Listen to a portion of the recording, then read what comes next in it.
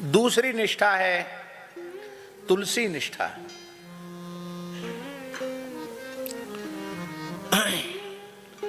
प्रत्येक आस्तिक हिंदू को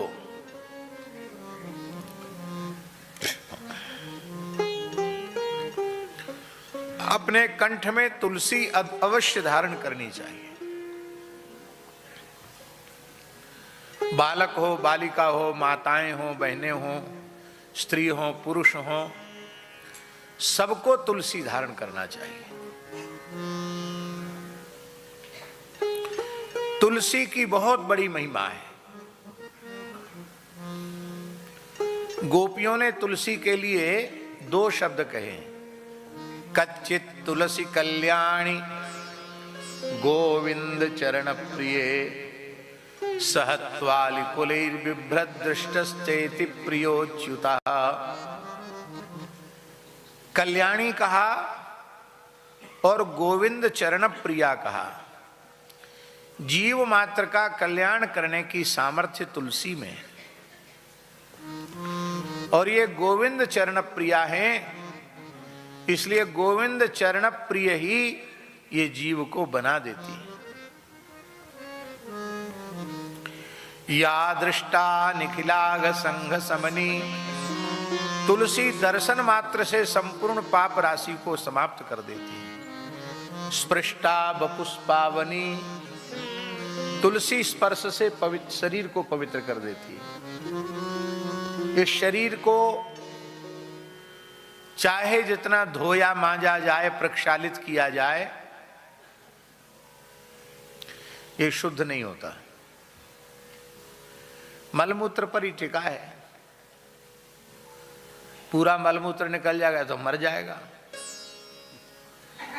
हर छिद्र से मल निकल रहा है, कहां तक शुद्ध करोगे? ऐसी स्थिति में शरीर भगवत सेवा के योग्य कैसे बने? उसके लिए जब व्यक्ति तुलसी धारण करता है तो उसका शरीर भगवत सेवा के योग्य हो जाता है। स्पृष्टा बपुष्पावनी।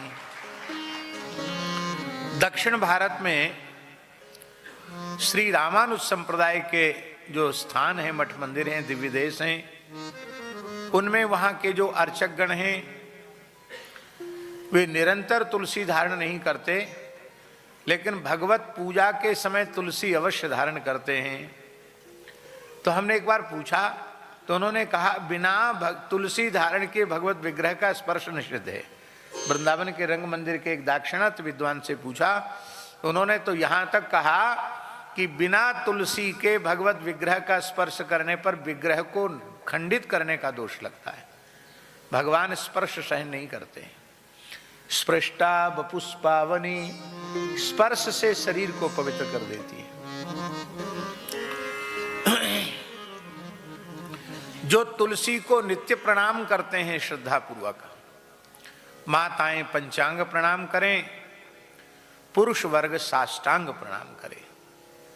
श्रद्धा पूर्वक नित्य तुलसी को प्रणाम करने वाले के शरीर में महारोग नहीं होते, असाध्य रोग पैदा नहीं होते। विशेष बात। या दृष्टा निखिलाग संग समनी स्पृष्टा वपुष्पावनी रोगाणाम अभिवंदिता निरसनी सिक्तांत कत्रासनी। जो तुलसी जी में जल सींचने लग जाता है उससे यमराज भयभीत हो जाते हैं। यमराज फिर उसकी ओर देखते नहीं है, अरे ये तो बड़ा पापी था लेकिन अब उसने तुलसी में रोज जल चढ़ाना शुरू कर दिया। लेकिन जल चढ़ाने में भी विवेक रखना चाहिए। अब एक ही पौधा है घर में तुलसी का और 20 सदस्य हैं और ठंड का समय है और सभी एक एक लोटा जल चढ़ावें तो तुलसी जी जय सिया राम वैकुंठ चली जाएंगी जल्दी। तो पूजा करने में जो हमारा आराध्य है उसको हमारी पूजा से कोई पीड़ा तो नहीं पहुंच रही है, ये विचार करना चाहिए। गमलों में लोग अपने घरों में तरह तरह के फूल पत्तियां लगाते हैं, वो केवल सजावट के हैं, उनमें न खुशबू आती है, केवल सजावट हो जाती है, उससे कोई वातावरण में सात्विकता नहीं आती है। लेकिन अधिक से अधिक यदि तुलसी के पौधे लगाए जाएं तो पूरा वातावरण सात्विक नहीं गुणातीत तो हो जाएगा, चिन्मय हो जाएगा। तुलसी के बीच में बैठकर भजन करो, देखो कितने शीघ्र भगवान में वृत्ति समर्पित हो जाती है। हम इनके यहाँ जालान जी के घर गए, इनके यहाँ तुलसी जितने हमारे शरीर की लंबाई, इतनी ऊंची ऊंची तुलसी, 5.5-6 फीट ऊंची तक तुलसी देख करके मन बहुत प्रसन्न हो गया। तुलसी खूब लगाओ, छत पर लगाओ, छज्जों पर लगाओ, गमलों में लगाओ। तुलसी जिस घर में चारों ओर होगी उसमें कोई आदि व्याधि नहीं आएगी, कोई भूत प्रेत आदि का प्रवेश नहीं। अशुद्ध माने क्या कहते हैं, आजकल की भाषा में कहते हैं नेगेटिव ऊर्जा, वो प्रवेश नहीं करेगी, सकारात्मक ऊर्जा ही भीतर प्रवेश करेगी। वास्तु दोष भी दूर हो जाता है, ये बढ़िया बात बताई। नहीं तो लोग वास्तु वाले तो बने बनाए मकान को तोड़वा देते हैं, यहां से तोड़ दो, वहां से तोड़ दो। तो राम जी सिक्तांत कत्रासनी, तो घर में तुलसी का बगीचा हो तो खूब सब थोड़ा थोड़ा सींचो, कोई बात नहीं, एक ही पौधा है तो उसी विचार से कि तुलसी के पौधे को पीड़ा न पहुंचे, उसी विचार से सिंचन करना चाहिए। प्रत्यासक्ति विधायिनी भगवत कृष्णस्य संरोपिता, न्यस्ता तच्चरणे विमुक्ति फलदा, तस्यै तुलस्यै नमः। जो तुलसी को रोपित करते हैं ना, तुलसी का पौधा लगाते हैं, मानो उन्होंने अपने हृदय रूपी खेत में भक्ति का पौधा आरोपित कर लिया। जो तुलसी भगवान पर चढ़ाते हैं, उनको संसार चक्र से मुक्ति मिल जाती है। अपने घर में तुलसी लगाओ, और जो तुलसी उतारने के दिन नहीं है उनको तुलसी मत उतारो, उसके एक दिन पूर्व तुलसी उतार लो।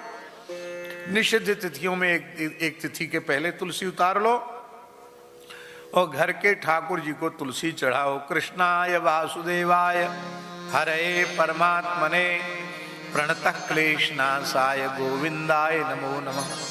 रोज 108 बार बोलकर तुलसी चढ़ाओ, देखो घर में कभी कोई क्लेश हो ही नहीं सकता है, सारे क्लेशों की, कष्टों की निवृत्ति हो जाएगी। ऐसी तुलसी जी को प्रणाम है। तुलसी की बड़ी महिमा है।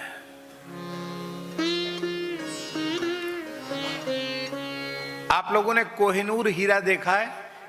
नहीं देखा, सुना है, हमने भी सुना है। सुनते हैं लंदन में है, अंग्रेज ले गए थे, आपने देखा है? लंदन जाके देखा है?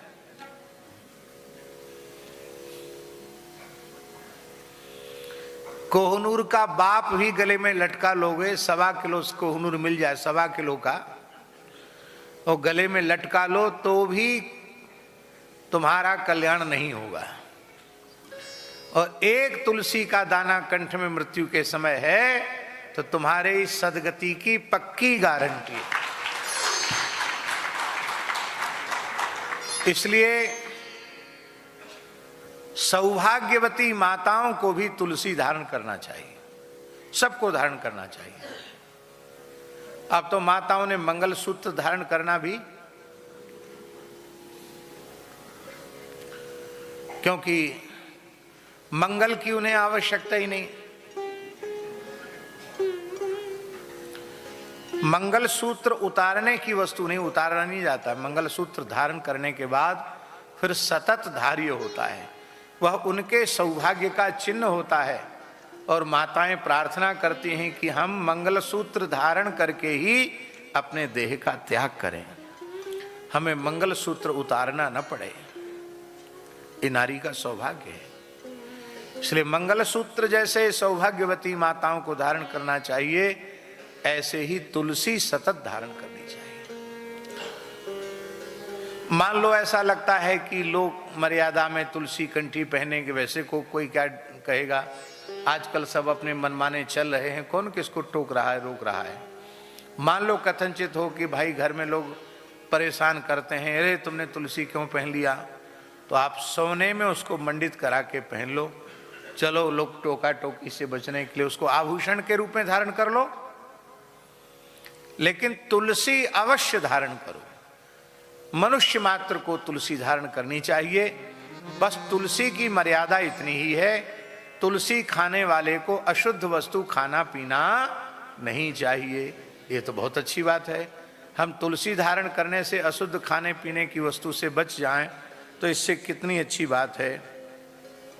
कलकत्ते में एक बंगाली के यहाँ हमने देखा, बंगाली भक्त के यहाँ, कि उनके घर में सब लोग स्नान करके खूंटी पर तुलसी की कंठी लटकी रहती है और सब अपनी अपनी कंठी पहन करके थोड़ी देर माला फेरते हैं और माला फेरने के बाद फिर कंठी गले से उतार करके फिर लटका देते हैं खूंटी पर।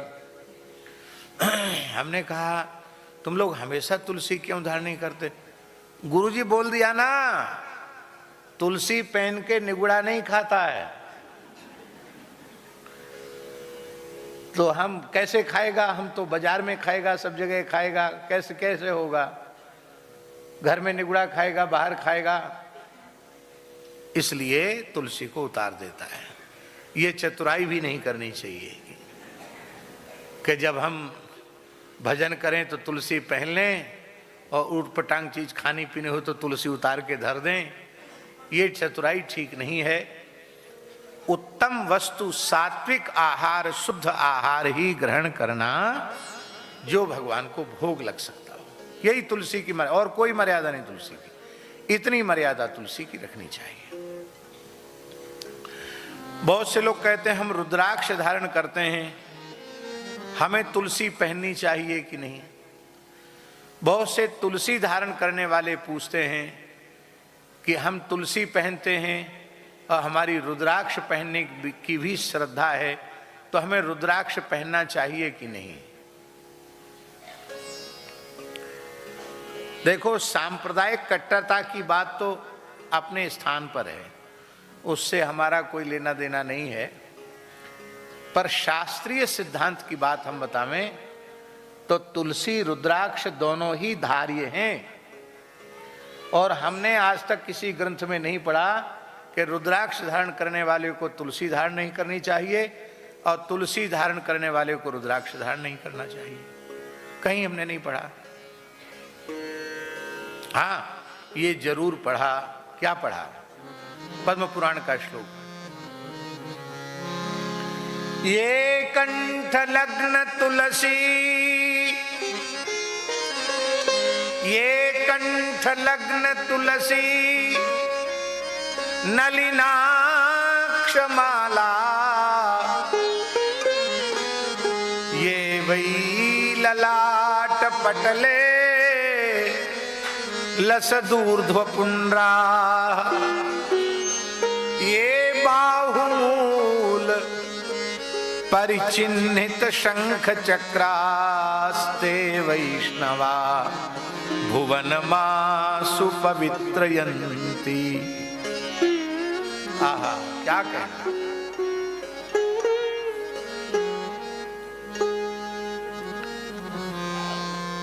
जिनके गले में कंठ लग्न तुलसी की माला है, कंठ लग्न इसलिए झाजी कहा गया कि बड़ी माला मलमूत्र त्याग के समय उतार दी जाएगी। जिस माला पर दृष्टि पड़े शौच आदि के समय, वह माला कभी धारण नहीं करनी, हमेशा धारण नहीं करनी चाहिए। शास्त्र की मर्यादा है। और कंठ लग्न तुलसी होगी तो फिर वो सतत धारी है, उसको फिर निकालना नहीं। ये कंठ लग्न तुलसी नलिनाक्ष माला। नलिनाक्ष माला के दो अर्थ हैं।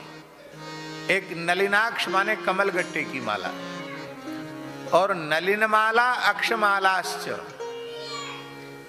तो नलिन माने कमल और अक्ष माने रुद्राक्ष। तो अक्ष से कमलाक्ष रुद्राक्ष दोनों का ग्रहण होता है?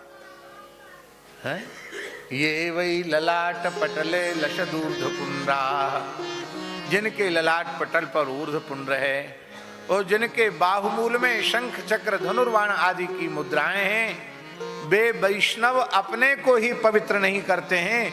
ते वैष्णवा भुवन मासु पवित्रयंती, पूरे भुवन कोश ब्रह्मांड को पवित्र कर देते हैं।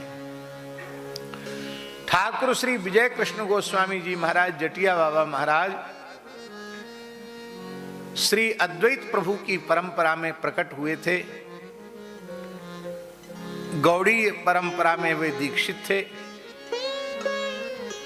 और वे तुलसी माला तो पहनते ही थे जटिया बाबा, रुद्राक्ष माला भी पहनते थे,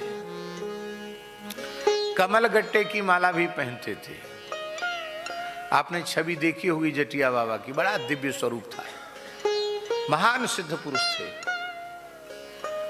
जीवन मुक्त भगवत प्राप्त भगवत स्वरूप महापुरुष थे। लोगों ने तो उनका सचल जगन्नाथ के रूप में अनुभव किया, अद्भुत महापुरुष थे। तो वो धारण करते थे तुलसी रुद्राक्ष कमलाक्ष,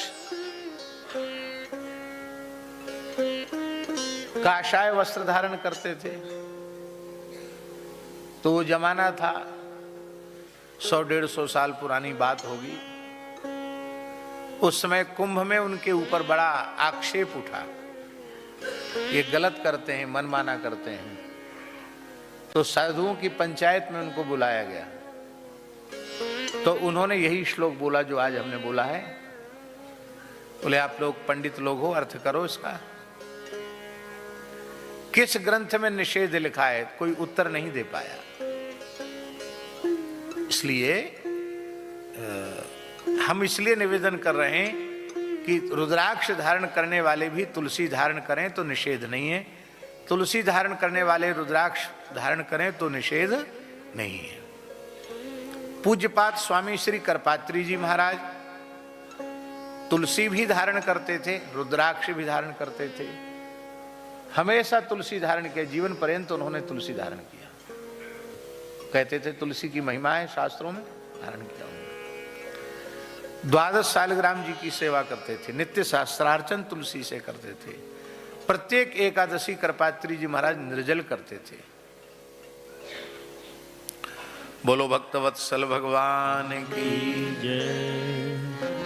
तो ये है, तुलसी के संबंध में लिखा है, स्नान के समय तुलसी का एक दाना भी कंठ में है और व्यक्ति स्नान करता है तो तुलसी का स्पर्श करके जल जब शरीर पर पड़ता है तो धरती के समस्त तीर्थों में स्नान का पुण्य प्राप्त हो जाता है। स्नान काले तु यस्यांगे दृश्यते तुलसी शुभा, सर्व तीर्थेषु स्नातम भवति तेन न संशय। संपूर्ण तीर्थों में स्नान हो जाता है। तुलसी धारण करने वाला भगवत प्रसाद पाने के लिए बैठता है, भोजन करने बैठता है तो लिखा है, सिखते सिखते तु लभते बाज मेदि फलम मुने। एक एक अन्न के कण पर उसको अश्वमेध यज्ञ का पुण्य प्राप्त होता है। कितनी महिमा है तुलसी की। तुलसी की सूखी लकड़ी को चंदन के जैसे घिसकर जो भगवान के श्रीअंग में अर्पित करता है उसे हरि चंदन कहते हैं। उससे भगवान अत्यंत प्रसन्न होते हैं, भगवान तृप्त होते हैं, प्रसन्न होते हैं और अपने नित्य धाम में उस जीव को अपना आलिंगन प्रदान करते हैं। उसे हरिचंदन कहा गया पुराणों में।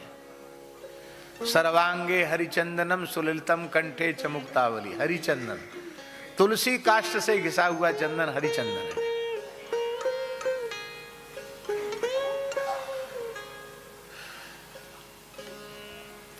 तुलसी की सूखी लकड़ी को घी में डुबा करके और उस लकड़ी को प्रज्वलित करके उससे भगवान की आरती करना, उस तुलसी की सूखी लकड़ी की अग्नि से दीपदान करना तो महाराज 60 करोड़ वर्ष तक भगवान के धाम में निवास प्राप्त होता है। तुलसी की सूखी लकड़ी को घी में डुबा लो, थोड़ा कपूर लगा लो, उसी हम अपने ठाकुर जी की आरती पूजा सब उसी से करते हैं।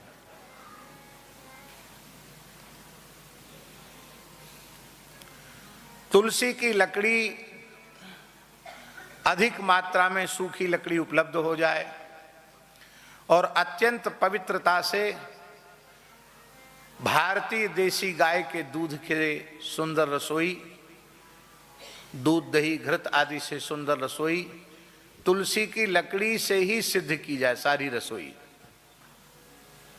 भगवान नाम का उच्चारण करते हुए संपूर्ण रसोई तुलसी की लकड़ी से ही बनाई जाए और फिर भगवान को अत्यंत प्रेम पूर्वक भोग लगाया जाए, तो उससे भगवान को 1000 वर्षों की तृप्ति हो जाती है। 1000 वर्ष तक फिर भोग न लगे तो भी भगवान, भोग तो नित्य लगना ही चाहिए, लेकिन कथनचित न भी लग पावे तो अपने घर के ठाकुर जी को एक बार तो कम से कम पूरी रसोई तुलसी काष्ठ से बना करके अर्पित करनी चाहिए।